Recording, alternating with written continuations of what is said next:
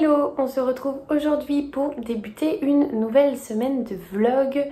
Que vous dire de plus si ce n'est que... Ah oui, si, je sais, je vais commencer de suite avec ma lecture en cours qui n'est absolument pas celle que je vous avais donnée dans le précédent vlog. Je vous avais parlé des deux lectures qui me tentaient, à savoir Vis-à-vis et Les femmes de Brewster Place, et j'ai finalement opté pour quelque chose de fondamentalement différent puisque j'ai commencé 1991 de Franck Thillier aux éditions Fleuve Noir. Je vous en avais parlé aussi dans un précédent vlog puisque donc c'est ma copine Claire, ma copine bordelaise qui me l'avait acheté et fait dédicacer. Et j'avais très hâte de commencer la lecture de Franck Thillier. Je l'avais dit précédemment aussi, j'en avais deux dans ma pile à lire. Celui-ci est le manuscrit inachevé, donc le manuscrit inachevé qui est un one shot, et celui-ci qui donc est le plus récent de Franck Thillier. Il est sorti très récemment, en mai je crois. Et donc en fait il met en scène la première enquête de Franck Charcot. Et donc ça ne pose pas de problème de le lire, de commencer par celui-ci. C'est ce que beaucoup d'entre vous m'avaient dit. Donc j'ai foncé, c'était l'occasion. Ensuite donc Franck Charcot qui à l'époque est tout jeune inspecteur. On est donc en 1991. Et il débarque donc au 36 quai des Orfèvres. On le conduit aux archives où il est chargé de reprendre l'affaire des disparus du sud parisien. L'état des lieux est simple. Entre 86 et 89, 3 femmes ont été enlevées puis retrouvées dans des champs, violées et frappées de multiples coups de couteau. Depuis, malgré des centaines de convocations, de nuits blanches, de procès-verbaux, le prédateur court toujours. Charcot consacre tout son temps à ce dossier jusqu'à ce soir où un homme paniqué frappe à la porte du 36. Il vient d'entrer en possession d'une photo figurant une femme couchée dans un lit, les mains attachées au montant, la tête enfoncée dans un sac, une photo derrière laquelle a été notée une adresse et qui va entraîner le jeune inspecteur dans une enquête qui dépassera tout ce qu'il a pu imaginer. Et donc je l'ai commencé hier, j'en suis page 81 et je dois dire que j'aime beaucoup la plume de Franck Thillier. Elle est très...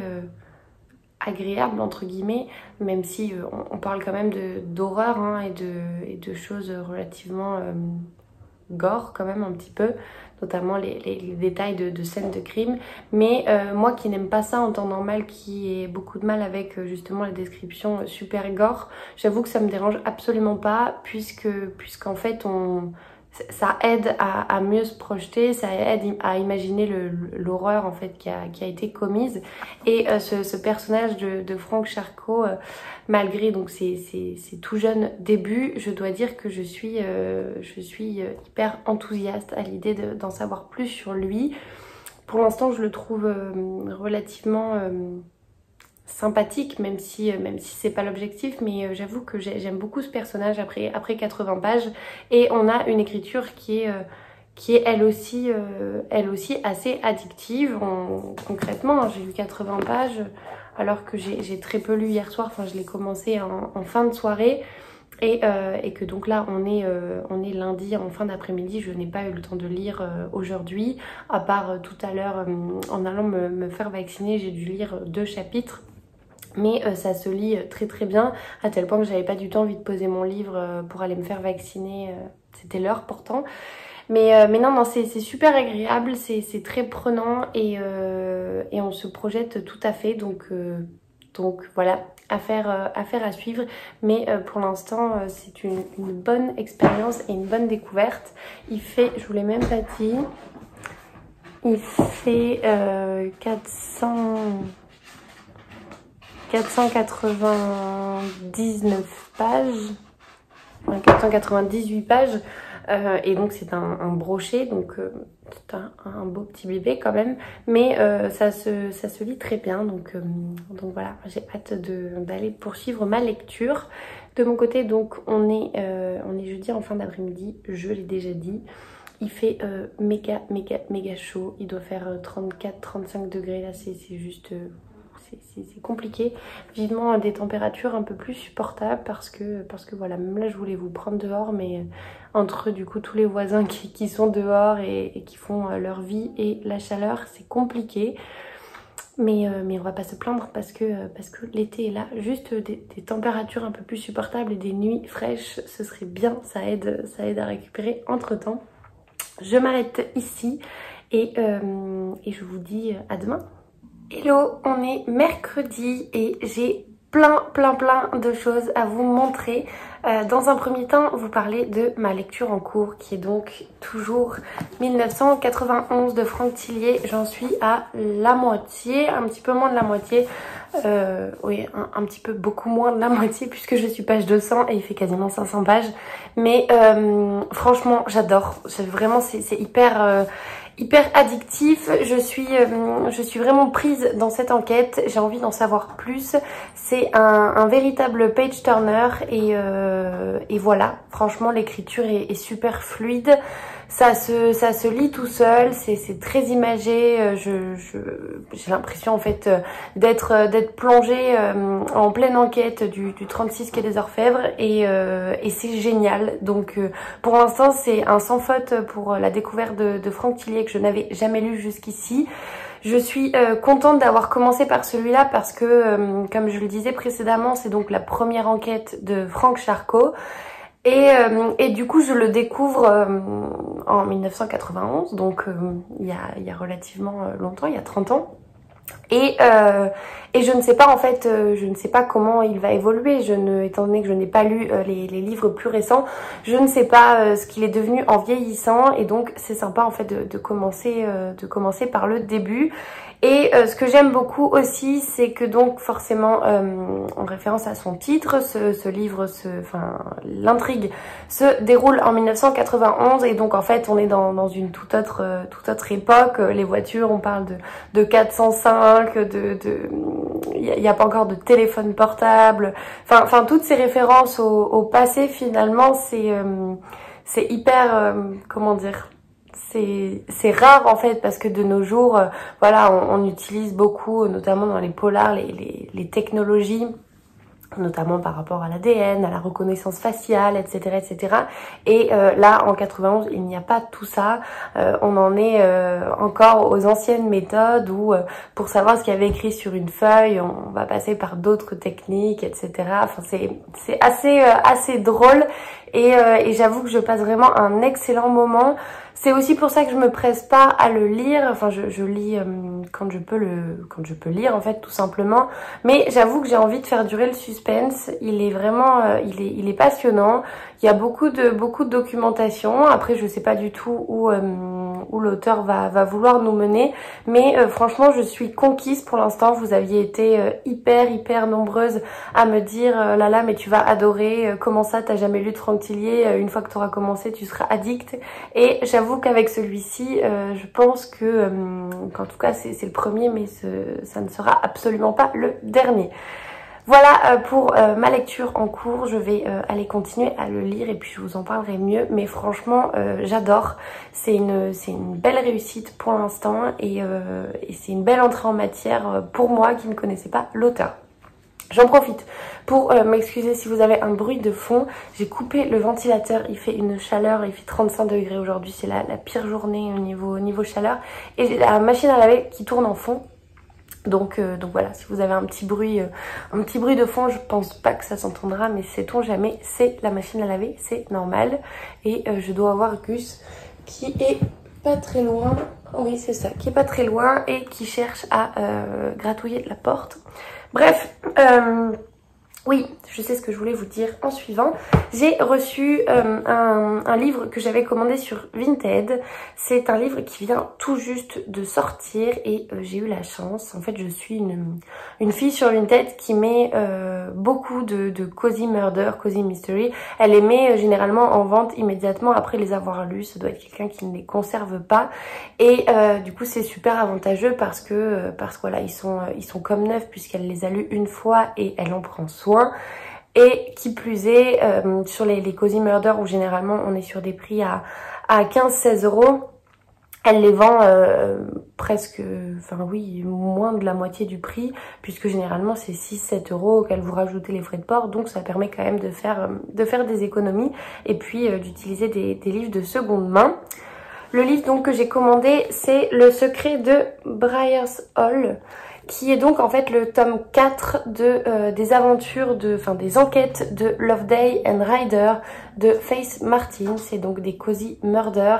Jusqu'ici j'avais lu Le Corbeau d'Oxford et Un pique-nique presque parfait, qui étaient donc les tomes respectivement 1 et 2 que j'avais adoré. Et on découvre donc nos deux personnages, nos deux enquêteurs qui sont donc Loveday. Loveday, c'est Trudy Loveday, une jeune policière. Ça se passe dans les années 60 en Angleterre, à Oxford. Et donc Trudy à ce moment-là est donc policière, une jeune policière. À cette époque-là, je vous laisse imaginer que les femmes dans la police, c'est relativement rare et ce n'est pas nécessairement ce qui fait plaisir aux hommes. Donc on a déjà un petit peu le contexte et elle va se lier, on va dire, un petit peu d'amitié et puis professionnellement avec Ryder qui est un coroner. Alors le coroner, je sais pas trop comment on peut expliquer en français. Si certains savent exactement ce que c'est, vous pourrez me le dire en commentaire. Mais en fait, le coroner, normalement, il est là pour enquêter si jamais une décision de police ou de justice n'est pas bonne. Il est là pour faire la lumière sur l'enquête en parallèle de la police, à parfois réouvrir des dossiers parce que il estime qu'ils n'ont pas eu la fin qu'ils méritaient. Et voilà, donc ces deux personnages vont s'allier. Je suis désolée, il y a Gus qui fait du bruit. C'est pas possible ce chat. Ces deux personnages donc vont s'allier dès le premier tome pour faire toute la lumière sur un meurtre qui avait eu lieu. Et donc au fur et à mesure des tomes, on va les retrouver. C'est un binôme qui est très attachant parce que, notamment par rapport à leur écart d'âge déjà pour commencer, puisque donc Trudy est une jeune policière comme je le disais et Ryder est un médecin. Je crois même qu'il était médecin légiste, je sais plus exactement. Et je vous laisse, j'ai le chat qui est en train de déplacer le ventilateur. C'est donc ça, je viens de vérifier, Ryder, le docteur Clément Ryder, est donc un médecin légiste et à eux deux, avec l'enquêtrice Trudy Loveday, ils vont enquêter ensemble. Et donc voilà, ce duo, il est attachant, il est un peu drôle aussi et c'est toujours un plaisir de les retrouver. Donc là on est sur le tome 4. Il me reste moi le précédent à lire qui est donc Meurtre en coulisses. La couverture est rouge et on enquête dans le milieu des Miss, si je ne dis pas de bêtises. Et dans celui-ci, donc on est toujours à Oxford en 61. Une chasse aux œufs est organisée au manoir de Briars Hall pour les enfants du village. Eddie, 11 ans, disparaît. Son corps est retrouvé dans un puits. Si l'enquête du coroner conclut à un accident tragique, le docteur Clément Ryder, médecin légiste, a des doutes. Lorsque Martin de Lacy, le propriétaire du manoir, vient lui demander de relancer l'enquête, Clément obtient de la police locale que Trudy Loveday soit affectée à l'affaire. C'est tout le petit monde de Briars Hall et de la famille de Lacy qu'il faudra étudier de près. Alors, l'enquête du coroner... Oui, alors du coup, de l'autre coroner, je pense. Parce que Clément Ryder, il est coroner, je crois. Je sais plus, j'ai un doute. En tout cas, je les ai lus, on voit la fille qui a une grande mémoire. Je les ai lus l'année dernière, les deux, me semble-t-il. Oui, les deux. Et j'avais adoré, donc j'ai hâte de me plonger dans celui-ci. Mais avant, il faudra que je lise le tome 3. Parce que même si ça reste des enquêtes indépendantes, on a quand même le lien entre justement Loveday et Ryder qui s'est créé dans le premier tome et qui continue à évoluer en fait. Ils ont des rapports qui évoluent au fur et à mesure du temps et c'est quand même plus sympa de suivre ça dans l'ordre pour mieux comprendre. Donc voilà pour cette lecture. Du coup je suis hyper contente de l'avoir trouvé sur Vinted parce que comme je vous disais il est neuf, il vaut 14,90 € et je l'ai eu je crois à 9 € si je vous dis pas de bêtises. Donc voilà, c'est pas une énorme économie mais mis bout à bout, quand on achète beaucoup de livres ça peut être intéressant de temps en temps. Donc voilà. Et ensuite j'ai reçu un gros colis aujourd'hui. Un colis qui me vient du prix des lecteurs Polar, pour lequel je suis jurée, donc le prix des lecteurs du livre de poche. Et nous avons reçu tous les jurés Les livres de juillet et août, ils ont pris en fait de l'avance, notamment par rapport au départ en vacances, pour que les personnes les jurés puissent lire les livres, même s'ils ne sont pas chez eux, qu'ils puissent bien les réceptionner. Donc on a reçu 6 livres et je vous montre ça tout de suite. On avait déjà pour commencer un tote bag hyper sympa. Je trouve qu'on n'a jamais assez de tote bag, donc un tote bag comme ça et de l'autre côté avec les 2 yeux, donc à livre ouvert, qui est hyper sympa, en plus coloré un petit peu pour cet été, ça va être très cool. Et donc la sélection de juillet, on avait 3 livres. Le premier, alors je n'ai absolument pas lu les résumés, donc je les découvre avec vous. Le premier c'est Personne inconnue de Suzy Steiner, je pense que, je sais pas si je prononce correctement, qui est donc un policier et thriller. Et le résumé, à quelques centaines de mètres de l'antenne de police de du Cambridgeshire, un riche banquier de la City se vide de son sang. Poignardé alors qu'il se promenait dans un parc, il prononce dans un dernier soupir un mot qu'il répète plusieurs fois. Pour son retour sur le devant de la scène, l'enquêtrice Manon Bradshaw, enceinte de 5 mois, est confrontée au pire. Un meurtre ultra médiatisé pour lequel sa famille est au premier rang des suspects. La victime est en réalité plus proche d'elle qu'elle ne l'aurait jamais imaginé. Même ses collègues se méfient d'elle. Manon, dont l'ironie est aussi mordante que sa vie privée est compliquée, pourra-t-elle mener cette enquête avec l'impartialité requise? Pourquoi pas? Le résumé me tente bien. On a l'air du coup d'être vraiment sur un polar puisqu'il y a une enquête, Manon donc qui est enquêtrice, donc oui, complètement, c'est tout à fait le genre de livre que j'aime lire, donc voilà. Le second c'est La machine Ernetti de Roland Portiche. Je ne sais pas du tout non plus de quoi ça parle. Mars 1938, le physicien italien Ettore Majorana disparaît au large de la Sicile. Avec lui, le projet secret sur lequel il travaillait depuis des années.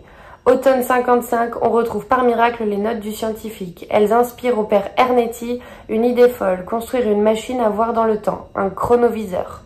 Sur ordre de Pie XII, le prêtre plonge 2000 ans en arrière. L'objectif est simple, prouver l'existence du Christ. Commence alors une course folle entre le Vatican, la CIA, le KGB et le Mossad, car ce que le père Ernetti va découvrir en pleine guerre froide pourrait changer l'ordre du monde.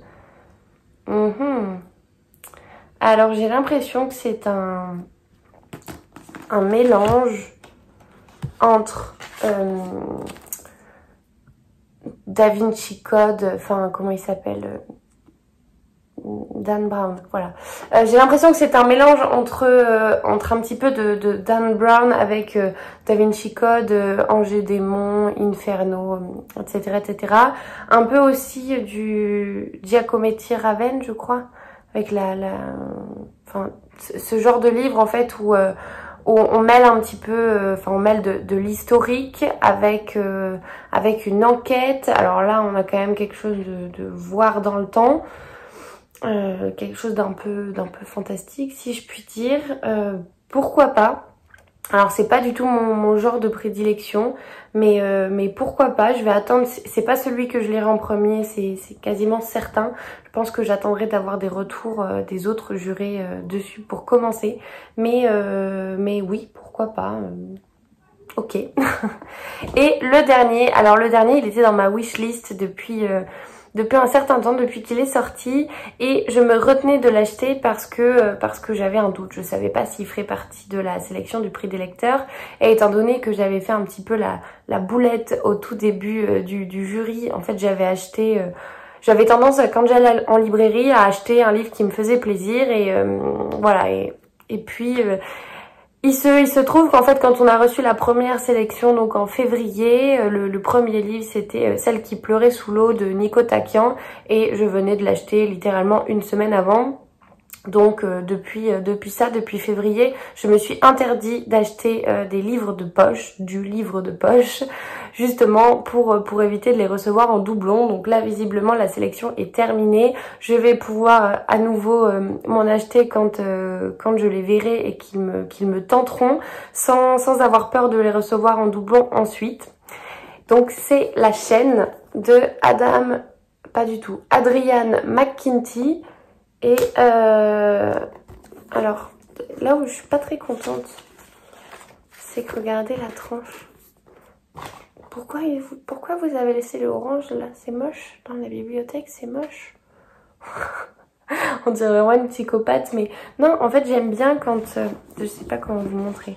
Là, par exemple, vous voyez, la tranche, elle est, bon, elle est noire. On a des arbres, etc. ici, mais globalement, de loin, elle est quand même assez foncée. Pareil pour... Alors j'enlève les bandeaux parce que moi je les garde pas. Ici voilà, elle est unie, elle est noire et on a juste le texte en blanc. Mais là, ça là, non, c'est moche, c'est moche. Ça fait une tache, non, c'est pas beau du tout. Bref, le résumé, donc il faut que vous gardiez votre calme et que vous m'écoutiez très attentivement. Il faut que vous procédiez exactement comme je l'ai fait. Vous devez prendre note de toutes les règles et vous avez obligation de vous y tenir. Si vous violez une seule de ces règles ou appelez la police, cela retombera sur vous et cela retombera sur moi. Votre fille sera tuée et mon fils sera tué. Alors notez bien tout ce que je vais vous dire. À l'autre bout du fil, une voix inconnue annonce à Rachel qu'on a kidnappé sa fille Kylie. Pour qu'elle soit libérée, Rachel doit enlever l'enfant de quelqu'un d'autre, car Kylie ne sera relâchée que quand les parents de sa cible auront à leur tour enlevé un enfant et transmis les mêmes ordres. Chacun devient victime, ravisseur, criminel, voilà comment fonctionne et se perpétue la chaîne indéfiniment. Il me tentait énormément, alors le résumé déjà en lui-même, je n'ai vu que des retours positifs, tous ceux qui l'ont lu et dont j'ai vu les retours l'ont beaucoup aimé, donc ça m'a même été un coup de cœur pour certains, donc j'avais très hâte de le lire et je suis ravie qu'il fasse partie de la sélection de juillet. C'est donc les 3 livres que nous avons pour le mois de juillet. C'est vraiment moche, hein. Je persiste mais c'est vraiment pas beau. Bref, voilà, les 3 livres pour juillet. Mine de rien, c'est quand même des beaux bébés, puisque donc la machine Ernetti, il fait 530 pages. Personne inconnue, il fait 470 pages. Et la chaîne fait 480 pages. Donc 3 beaux bébés à lire sur le mois de juillet. Alors oui, ça ne posera pas de problème, mais c'est quand même plus sympa pour les gens qui sont en vacances au mois de juillet, parce que voilà, là c'est difficile de lire beaucoup d'autres choses selon son rythme de lecture. Bref, je m'en vais faire 2-3 petites choses, continuer à travailler et je vous reprends dans quelques minutes pour vous présenter la sélection d'août, puisque j'ai encore 3 livres à vous montrer. Hello, on est jeudi soir, je n'ai pas eu le temps de vous reprendre hier suite au début d'unboxing que je vous ai fait par rapport au prix des lecteurs, donc je m'y colle ce soir. Il est 21h, je viens de rentrer, j'ai vu juste avant ma copine Claire du coin lecture de Claire sur Instagram et comme toujours c'était très sympa. Je suis désolée pour cette luminosité, mais du coup il fait noir et je sais pas trop comment me mettre pour pas avoir de contre-jour entre là le fait qu'il soit tard et précédemment les grosses chaleurs qu'il y a eu où j'avais fermé les stores et j'étais dans le noir et il y a un orage énorme qui est en train d'éclater. J'ai pris la pluie en rentrant, je me suis pas encore douchée, j'ai les cheveux trempes d'où ma tête. Je vais peut-être aller fermer la fenêtre parce que sinon on va rien entendre, je pense. Du coup, plusieurs choses. J'ai donc reçu 3 livres pour la sélection d'août. Je vous ai présenté hier les 3 précédents pour la sélection de juillet. Et donc ceux d'août sont plus petits, il y a moins de pages. On va commencer par le premier qui est donc Sauve-la de Sylvain Forge. Je n'en ai jamais entendu parler. Alexis Lepage, employé d'une compagnie d'assurance, est sur le point de se marier avec la fille de son patron lorsqu'il reçoit un message de Clara, son amour de jeunesse, qui refait surface après des années. Alors qu'elle le supplie de l'aider à retrouver sa fille disparue, Alexis hésite. Que dissimule cette demande impromptue si longtemps après leur séparation et pourquoi Clara refuse-t-elle de le rencontrer? Replongé dans un passé dont il n'a jamais fait le deuil, Alexis va tout de même partir à la recherche de cette jeune fille dont il ignore tout. Son enquête le conduira droit en enfer. Un thriller captivant qui a pour toile de fond l'intrusion du numérique dans nos vies et son impact sur notre représentation du monde. Et donc apparemment c'est un roman addictif. Il fait partie donc du prix Cognac du meilleur roman francophone 2020. J'avoue que le résumé me tente bien. Je ne sais pas si on va très bien voir la couverture. J'enlève ça encore une fois. Le résumé me tente bien, donc pourquoi pas. Et il n'est pas très épais. Il fait 331 pages, 332 pages. Donc oui, parfait. Celui-là, je pense que je vais le lire. Je vais le lire rapidement en août. Il me tente bien. Je vais mettre un peu de lumière parce que on voit vraiment rien du tout.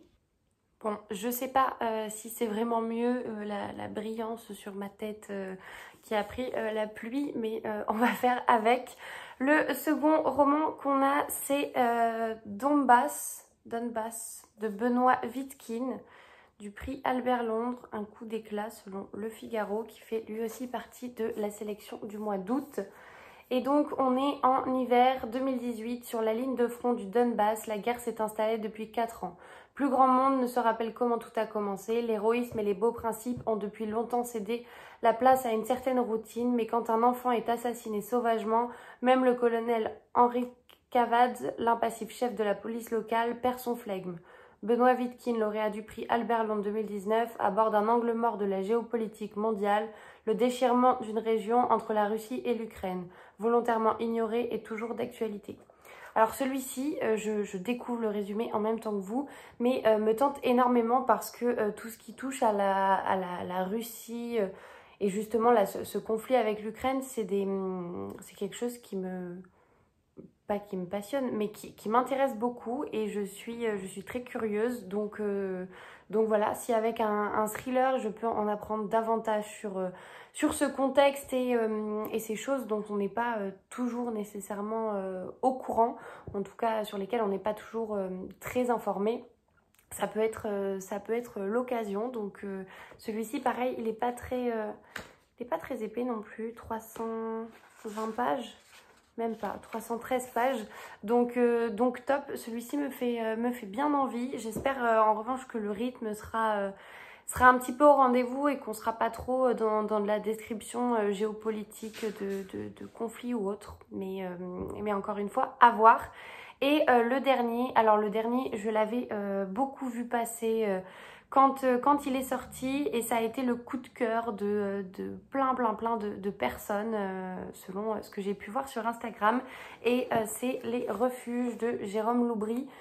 C'est donc un thriller qui fait partie de la sélection du mois d'août lui aussi.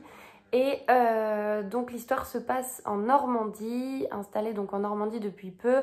Sandrine est priée d'aller vider la maison de sa grand-mère, une originale qui vivait seule sur une île minuscule, pas très loin de la côte. Lorsqu'elle débarque sur cette terre grise et froide, Sandrine découvre une poignée d'habitants âgés organisés en quasi-autarcie. Tous décrivent la défunte comme une personne charmante, loin de l'image que sa petite fille en a. Cependant, l'atmosphère est étrange. En quelques heures, la jeune femme se rend compte que les habitants cachent un secret, quelque chose ou quelqu'un les terrifie. Pourtant, aucun d'entre eux ne quitte jamais l'île. Pourquoi? Et qu'est-il arrivé aux enfants du camp de vacances précipitamment fermé en 1949? Et ce résumé me tente énormément. Je n'en ai vu que des retours positifs. Donc j'ai très hâte de le lire. Il était dans ma wishlist depuis que je l'avais vu passer. Mais encore une fois, j'attendais de savoir s'il ferait partie de la sélection du prix des lecteurs de cette année. Et je suis ravie que ce soit le cas. Donc voilà, celui-ci, je pense que je vais commencer par celui-là. Il fait 400 et quelques pages, 420 pages. Et vraiment, le résumé me tente beaucoup. J'en profite du coup pour vous faire un petit update sur ma lecture en cours, donc qui est toujours 1991. Je n'ai pas grand chose à vous dire, si ce n'est que j'aime toujours autant, que ce livre est génial et que la plume de Franck Tillier et moi, ça match à 1000% pour l'instant. Donc trop bien, j'en suis à plus de la moitié, j'en suis page page 289, donc sur 490. Je n'avance pas hyper vite par rapport à un poche classique. Mais bon, en ce moment il y a un petit peu de fatigue et puis voilà, il y a le fait aussi qu'on reprend entre guillemets une vie normale avec un petit peu plus de vie sociale. Donc le soir, soit quand j'ai du temps pour lire, je suis relativement fatiguée assez tôt. Et quand ce n'est pas le cas, simplement voilà, je rentre tard, soit à cause du travail, soit parce que je vois aussi accessoirement d'autres personnes, une vie sociale en dehors des livres. Mais c'est pas grave, je passe un super moment de lecture et voilà, c'est génial. Comme je vous le disais, du coup, ce soir, j'ai vu Claire, le coin lecture de Claire, encore une fois, qui donc m'a gentiment prêté sa liseuse. J'ai toujours été anti-liseuse. J'ai toujours été anti-liseuse. Pour moi, le livre papier, c'était quelque chose d'hyper important. Et voilà, je comprends les gens hein, qui aiment lire sur liseuse. C'est plus économique aussi puisque les livres sont moins chers. C'est un gain de place. On peut lire partout. Ça a beaucoup d'avantages. Mais j'avoue que j'étais quand même team livre papier. Et c'est surtout que moi j'aime énormément conserver mes livres quand je les lis et que je les apprécie. J'aime garder le livre papier dans ma bibliothèque et à chaque fois que je passe devant, voilà, je vois mes livres et alors encore psychopathe partie 2. Mais Gus, qu'est-ce que tu fais ? Psychopathe partie 2, mais voilà, ça me met du baume au cœur que de voir mes livres dans la bibliothèque. Et donc c'est vrai qu'avec le format liseuse, j'étais relativement dubitative parce que voilà, on lit un livre en PDF, mais une fois qu'il est terminé, enfin il est dématérialisé, donc voilà, on n'a pas de livre physique. Et je me suis un petit peu ravisée. Parce que j'ai vu, alors notamment Estelle le fait, mais je sais bien qu'elle n'est pas la seule, que finalement ça pouvait être sympa aussi d'avoir une liseuse en complément des livres papier. Je m'explique sur des gros livres. Par exemple cet été on va lire 22-11-63 de Stephen King, qui est une grosse brique qui fait 1000 pages. Je l'ai donc au format livre de poche et le livre est relativement, enfin c'est une brique quoi concrètement. Et en grande maniaque du dos, je n'aime pas que le dos de mes livres soit cassé. Donc là, par exemple, celui-ci, je sais pas si vous voyez, c'est un livre qui est... ça que j'aime bien avec les livres fleuves, c'est que il est tout fluide. Et donc en fait, même en le posant et en le lisant comme ça, par exemple, le dos ici ne se casse pas. On n'a pas de rainures, etc. qui abîment le livre. Mais ce n'est pas le cas de tous les livres. Par exemple, les gros, les brochets de chez Charleston, notamment La Villa aux étoffes, etc. ou même Pachinko, c'est des livres qui sont relativement importants aussi. Et ils sont quand même assez durs. Donc pour les lire, les ouvrir, enfin pour les lire, il faut bien les ouvrir. Et on a tendance à abîmer un petit peu le dos. Et je pense que ça va être le cas pour le fameux Stephen King, notamment cet été où j'ai prévu de le lire sur ma semaine de vacances où je serai normalement, je croise les doigts, à l'étranger. Je me dis que c'est pas nécessairement très pratique de trimballer cette grosse brique partout avec moi. Je vais abîmer le livre, je risque donc de casser le dos et à la fois voilà l'avoir dans un sac pour pouvoir le sortir sur la plage par exemple. C'est pas ce qui est le plus pratique quand le livre fait 1000 pages. Et donc je réfléchissais depuis un certain temps à investir dans une liseuse que j'utiliserai en complément de mes livres papier. C'est-à-dire que donc j'aurai admettons, j'ai celui-ci en livre papier et pour ne pas l'abîmer, je décide de l'acheter ou de l'échanger avec quelqu'un que je connais par exemple, qui l'a sur sa liseuse et de le lire sur liseuse et de quand même conserver le livre objet en lui-même. Alors ça peut paraître totalement ubuesque pour les gens qui n'ont pas d'attachement au livre papier et à l'objet, mais voilà, je me suis dit que ça pouvait être une bonne solution et à la fois quand je suis par exemple dans les transports etc, il suffit d'avoir sa liseuse dans son sac et on peut reprendre sa lecture en cours de route sans avoir à se trimballer le livre en lui-même, risquer de l'abîmer. On entend le tonnerre, c'est terrible. Et je réfléchissais donc à investir dans une liseuse et étant donné que c'est mon anniversaire assez prochainement, dans un mois, j'ai commencé à sonder un petit peu mon entourage et je me suis dit que ça pouvait être une bonne idée cadeau à donner aussi. Et donc j'en avais parlé à Claire et qui m'avait dit avant de te lancer dans telle ou telle liseuse, je te propose si ça t'intéresse de te prêter la mienne et comme ça tu testeras et tu verras déjà si ça te plaît. Donc elle m'a prêté sa liseuse qui donc est une Kobo, je crois, oui, une Kobo. Donc dessus, elle a le manuscrit inachevé de Franck Tillier. Et donc, je pense que je vais enchaîner les deux et même peut-être lire les deux en même temps. Je sais pas. En tout cas, voilà, le format est pour l'instant assez sympa. Le fait qu'il y ait de l'éclairage permet de lire aussi le soir au lit et ce qui est sympa quand on a un conjoint qui dort à côté, accessoirement, ça évite la lumière qui dérange. Et voilà, donc bref, c'était purement anecdotique, mais c'est tout nouveau pour moi de lire sur liseuse, donc je suis excitée comme un acarien au salon de la moquette à l'idée de découvrir ça. Et voilà, et qui plus est le manuscrit inachevé que j'ai en plus dans ma palle ici en format papier, donc c'est l'occasion aussi. Bref, assez parlé de mon côté, je m'arrête ici et je vous reprends demain. Hello, on est dimanche midi. Je vous prends très rapidement parce que je travaille aujourd'hui, jour d'élection oblige. Je vous prends pour clôturer ce vlog, pour vous parler très brièvement aussi de ma lecture de 1991 que j'ai terminée et que j'ai adoré. Je vous en ai déjà suffisamment parlé, je pense, dans ce vlog, mais vraiment pour moi ce thriller il réunit tout ce que j'aime quand je lis un polar. On a beaucoup de suspense. La découverte avec le personnage de Franck Charcot pour moi a été une très bonne découverte, une révélation même. Et voilà, je pense que je poursuivrai ma lecture de Franck Tillier parce que vraiment j'ai adoré 1991. Donc encore une fois, un grand merci à Claire qui me l'avait pris et me l'avait fait dédicacer. C'est une super découverte, une super lecture que je vous recommande si comme moi vous ne connaissiez pas cet auteur.